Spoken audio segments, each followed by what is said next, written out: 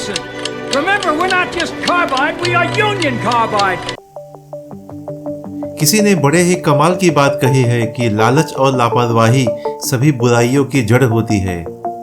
जहाँ लालच से तबाही होती है और लापरवाही से हादसे, तो यहाँ तबाही हुई थी जिसकी जड़ थी लालच। उस दिन कैलेंडर पर तारीख थी 2 दिसंबर सन 1984। भोपाल का आसमान रोज की तरह ही साफ था, कोई बादल नहीं था। भोपाल के लोगों के लिए ये हर शाम जैसी ही एक सामान्य शाम थी, जहां लोग अपने अपने रोजमर्रा के कामों को निपटाकर घर आने की तैयारी में थे, तो कुछ रास्ते में, तो कुछ घर पर भी आ चुके थे। लेकिन उन्हें क्या पता था कि जिस हवा में वे सांस ले रहे हैं वो कुछ ही देर में जहरीली होकर विश्व की सबसे बड़ी त्रासदी बनने वाली है। इस बात से अनजान कि वहाँ सब कुछ चंद पलों में ही खत्म होने वाला है। इतिहास तो लिखा जाना अभी भी बाकी था, लेकिन इसकी इबारत तैयार थी। यह जो भोपाल गैस त्रासदी है वो union carbide India limited company में मिथाइल आइसोसाइनेट गैस के रिसाव के कारण हुई थी। यह एक रंगहीन तरल पदार्थ होता है जिसका इस्तेमाल पेस्टिसाइड यानी कीटनाशक बनाने के लिए किया जाता है। किसी ने कभी यह सोचा भी नहीं होगा कि यही कीटनाशक बनाने वाली कंपनी एक दिन वहां स्थित सभी की जान ले लेगी। इस केमिकल को सुरक्षित तरह से रखने के लिए MIC स्टोरेज टैंकों में रखा जाता है और यह केमिकल गर्मी में अधिक ज़्यादा रिएक्शन करता है और पानी के संपर्क में आने पर मिथाइल आइसोसाइनेट में मौजूद कंपाउंड एक दूसरे के साथ रिएक्शन करते हैं, जिससे गर्मी अधिक बढ़ती है। वहीं अगर वर्तमान में देखा जाए तो इस घटना के बाद से मिथाइल आइसोसाइनेट का बनना दुनिया में पूरी तरह से बंद है, लेकिन सीमित मात्रा में पेस्टिसाइड्स को बनाने के लिए इसका इस्तेमाल किया जाता रहा है। पूरी दुनिया में इसका केवल एक ही प्लांट है जो कि इस समय वेस्ट वर्जीनिया में स्थित है। तो आइए इन सभी के बारे में जान लेते हैं कि ये कब, क्यों और कैसे हुआ था। जैसा कि आप सभी इस बात को भली भांति जानते ही हैं कि भारत में हर वर्ष 2 दिसंबर के दिन राष्ट्रीय प्रदूषण नियंत्रण दिवस मनाया जाता है और इसे भोपाल गैस त्रासदी दिवस के नाम से भी जाना जाता है। इस दिन का मुख्य उद्देश्य प्रदूषण नियंत्रण अधिनियमों और औद्योगिक आपदाओं के बारे में लोगों को जागरूक करना होता है। तो अब चलते हैं भोपाल गैस कांड की ओर। भारत के मध्य प्रदेश के भोपाल शहर में दिनांक 2 दिसंबर सन 1984 की शाम या रात कह लीजिए, समय 8:30 बजे अचानक से मध्य प्रदेश की राजधानी भोपाल की हवा जहरीली हो रही थी। रात होते ही और 3 तारीख लगते ही ये हवा जहरीली तो हो ही रही थी, लेकिन साथ ही साथ जानलेवा भी हो गई। और इसका मुख्य कारण यह था कि union carbide India limited company से मिथाइल आइसोसाइनेट गैस से भारी मात्रा में रिसाव होना। और यह कोई मुल्क द्वारा किया गया हमला नहीं, बल्कि एक भयानक औद्योगिक दुर्घटना थी, जिसे भोपाल गैस कांड या भोपाल गैस त्रासदी के नाम से जाना जाता है, जिससे लगभग 15,000 से अधिक लोगों की जान गई तथा बहुत सारे लोग अनेक तरह की शारीरिक अपंगता से लेकर अंधेपन के भी शिकार हुए। वहीं मरने वालों के अनुमान पर विभिन्न स्रोतों की अपनी अपनी राय होने से इसमें भिन्नता मिलती है। फिर भी अगर देखा जाए तो पहले आधिकारिक तौर पर मरने वालों की संख्या 2559 थी। जिस समय यह हादसा हुआ तो उस समय भारत में कांग्रेस के प्राइम मिनिस्टर थे राजीव गांधी और चीफ मिनिस्टर थे अर्जुन सिंह। इसलिए मध्य प्रदेश के तत्कालीन सरकार ने 3787 लोगों की गैस से मरने वालों के रूप में पुष्टि की थी। वहीं अन्य अनुमान यह बताते हैं कि 8000 लोगों की मौत तो 2 सप्ताह के भीतर ही हो गई थी और लगभग अन्य 8000 लोग तो रिसी हुई गैस से फैली संबंधित बीमारियों से मारे गए थे। तो यहाँ पर मेरा कहने का मतलब यह है कि क्या उस समय की सरकार मृत व्यक्तियों के आंकड़े को छुपा रही थी मुआवजा देने के डर से?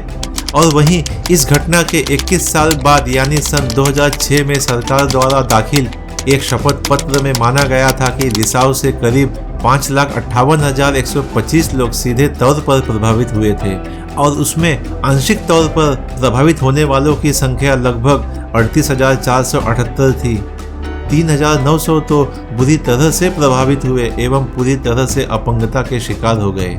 इसलिए भोपाल गैस त्रासदी को दुनिया की सबसे बड़ी औद्योगिक प्रदूषण त्रासदियों में से एक माना गया है।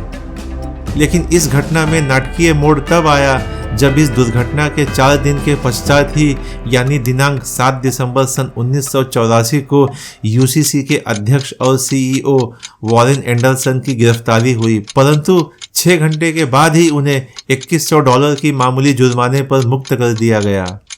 अब जरा भूतकाल यानी पास्ट में चलते हैं कि इस प्लांट की शुरुआत कब और कैसे हुई थी। तो यह बात है साल 1969 की, जब मिथाइल आइसोसाइनेट का उपयोग करके पेस्टिसाइड का उत्पादन करने के लिए union carbide India limited plant को मुख्य रूप से बनाया गया था। लेकिन प्लांट के शुरू होने के 7 साल बाद यानी वर्ष सन 1976 में भोपाल में ट्रेड यूनियनों के कुछ वर्करों ने प्लांट के अंदर प्रदूषण की शिकायत की, लेकिन उस समय इस बात को अनदेखा कर दिया गया। और वहीं इसके ठीक 1 साल बाद एक वर्कर ने तो गलती से जहरीली फॉस्जिन गैस को सूंघ लिया और उसे सूंघते ही कुछ ही घंटों के भीतर उस वर्कर की मौत हो गई। और तभी इस घटना की गंभीरता से संज्ञान लेते हुए एक पत्रकार ने प्लांट की तहकीकात करना शुरू कर दी और भोपाल के अखबारों में अपने तहकीकात के आधार पर एक लेख जारी करते हुए कहा कि भोपाल के लोग जागो, तुम एक ज्वालामुखी के किनारे पर हो। लेकिन तभी भी उस बात पर कुछ खासा ध्यान नहीं दिया गया। भोपाल गैस त्रासदी के तकरीबन 2 साल पहले अचानक से फॉस्जिन गैस के संपर्क में आने से लगभग 45 वर्कर को एक अस्पताल में भर्ती कराया गया था। और वहीं एक रिपोर्ट के मुताबिक वर्ष 1983 और 1984 के बीच फॉस्जिन, कार्बन टेट्रोक्लोराइड, मिथाइल आइसोसाइनेट, मोनोमिथाइलमाइन के कई बार प्लांट से रिसाव हुए थे। लेकिन सब चुप और सब यूं ही अनदेखा करते हुए चलता रहा। कंपनी के मालिक मुनाफा कमाते रहे और लोग यूं ही मरते और बीमार होते रहे। अब आते हैं उस बात पर जिसके लिए आप यह वीडियो देख रहे हैं कि भोपाल गैस त्रासदी के कारण क्या थे, आखिरकार क्यों इतना बड़ा हादसा हुआ। भोपाल में यूनियन कार्बाइड इंडिया लिमिटेड के प्लांट में 68,000 लीटर के 3 माइक्रोबायोलॉजिकल MIC यानी स्टोरेज टैंक हैं, जैसे E610, E611 और E619। वहीं भोपाल गैस त्रासदी से महीनों पहले वर्करों द्वारा MIC में उत्पादन लगातार हो रहा था और टैंकों को धुआंधार भरा जा रहा था। वैसे तो किसी भी टैंक को उसकी क्षमता से 50% से ज़्यादा अधिक भरने की अनुमति नहीं थी, लेकिन नियमों को ताक पर रखकर पैसा कमाने की भूख की वजह से इन टैंकों में नाइट्रोजन गैस से दबा दिया गया था। दबाव से तरल मिथाइल आइसोसाइनेट को प्रत्येक टैंक से पंप करने की अनुमति दी गई, लेकिन उन 3 टैंकों में से एक टैंक यानी E610 ने नाइट्रोजन गैस के दबाव को सहने की अपनी क्षमता खो दी, जिसके कारण तरल मिथाइल आइसोसाइनेट को इसमें पंप नहीं किया जा सका। वैसे अगर देखा जाए तो नियमों के मुताबिक तो हर टैंक में 30 टन से अधिक लिक्विड MIC में नहीं भरा जा सकता था, लेकिन E610 टैंक में 42 टन यानी 12 टन लिक्विड अधिक था, जिसके चलते भोपाल में यूनियन कार्बाइड को अपने इस प्लांट को बंद करना पड़ा। लेकिन और अधिक पैसा कमाने की लालच ने दिनांक 1 दिसंबर सन 1984 को प्लांट को दोबारा शुरू करने के बारे में सोचा गया, लेकिन उस खराब टैंक E610 को दोबारा चालू किया, लेकिन उनका प्रयास विफल रहा, क्योंकि बहुत दिनों से प्लांट बंद होने की वजह से प्लांट के अधिकांशतः सेफ्टी सिस्टम खराब हो चुके थे। जायज़ सी बात है, किसी भी चीज़ को अगर बहुत दिनों तक इस्तेमाल न किया जाए तो वह खराब हो ही जाती है। लेकिन तभी अचानक से दिनांक 2 दिसंबर सन 1984 की शाम तक पानी खराब टैंक में घुस गया था, जिसकी वजह से टैंक में दबाव बना और वह खुल गया। और इन्हीं सब वजहों से पानी और मिथाइल आइसोसाइनाइड में केमिकल रिएक्शन हुआ और उस रात तक टंकी में दबाव ज़रूरत से ज़्यादा यानी 5 गुना तक बढ़ गया, जिसकी वजह से आधी रात से ही MIC क्षेत्र में मौजूद वर्करों को गैस का असर दिखने लगा और रिसाव भी धीरे धीरे अधिक हो रहा था। जब तक कुछ ठोस डिसीजन लिया जाता तब तक बहुत देर हो चुकी थी। टैंक में केमिकल रिएक्शन गंभीर रूप ले चुका था और 1 घंटे के अंदर अंदर लगभग 30 टन MIC टैंक से मिथाइल आइसोसाइनेट निकलकर हवा में घुल गई। अधिकांश भोपाल के लोगों को गैस के शुरुआती रिसाव के बारे में पता तो चल ही गया था, लेकिन वे कर भी क्या सकते थे। उदाहरण से समझे तो इंसानों से लड़ा जा सकता है, लेकिन हवा या पानी से नहीं। अब तो गैस लीक हो ही रही थी, लेकिन उसके बाद क्या हुआ। उस दिन भोपाल की रात वह रात थी जब मौत हवा में घूम रही थी। कंपनी के आसपास खाली जगह को देखकर कई लोग दूर दूर से आकर झुग्गी बस्तियों में बस गए थे। अक्सर ऐसा होता है कि जहाँ खाली जगह होती है तो लोग वहाँ आकर अपना आवास बना लेते हैं।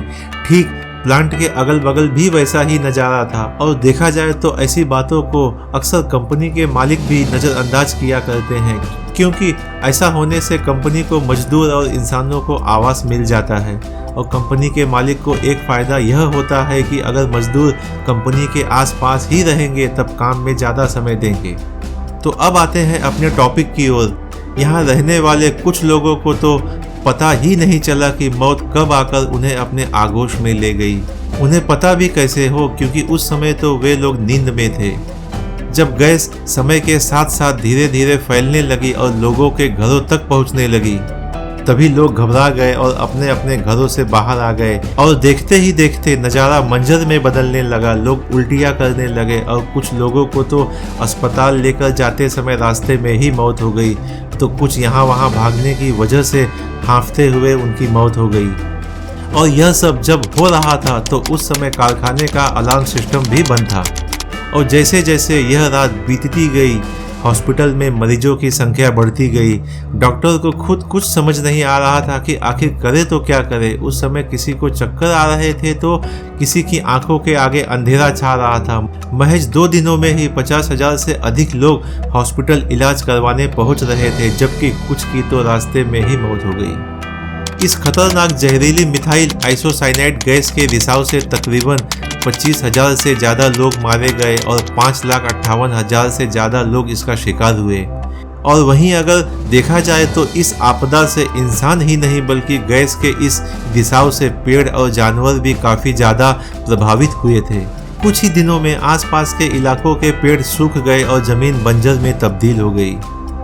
और वहीं भोपाल गैस त्रासदी के दुर्घटना के 4 दिन के पश्चात ही यानी 7 दिसंबर सन 1984 को यूसीसी के अध्यक्ष और सीईओ वॉरेन एंडरसन की गिरफ्तारी हुई, परंतु 6 घंटे के भीतर ही उन्हें $2100 के मामूली जुर्माने पर मुक्त कर दिया गया और 2 पुलिस अफसर अपनी गाड़ी से वॉरेन एंडरसन को एयरपोर्ट छोड़ आए, जिससे वो अपनी प्राइवेट प्लेन से अमेरिका चले गए, या कहो भगा दिए गए, जिसके बाद वे फिर कभी भी भारत लौटकर वापस नहीं आए। क्योंकि भोपाल गैस त्रासदी के मुख्य आरोपी वॉरेन एंडरसन थे, जो इस कंपनी के सीईओ भी थे, इसलिए इस घटना के बाद इसकी जांच में वॉरेन एंडरसन सहित यूनियन कार्बाइड प्लांट के अधिकारियों के खिलाफ केस चला और वॉरेन एंडरसन इस मामले में मुख्य आरोपी थे, लेकिन वह अदालत में कभी भी पेश नहीं हुए। इसलिए भोपाल में मुख्य न्यायिक मजिस्ट्रेट की अदालत ने 1 फरवरी सन 1992 को वॉरेन एंडरसन को भगोड़ा घोषित कर दिया और दिनांक 7 जून 2010 को यूनियन कार्बाइड इंडिया लिमिटेड के 7 अधिकारियों को 2 साल की सजा सुनाई गई।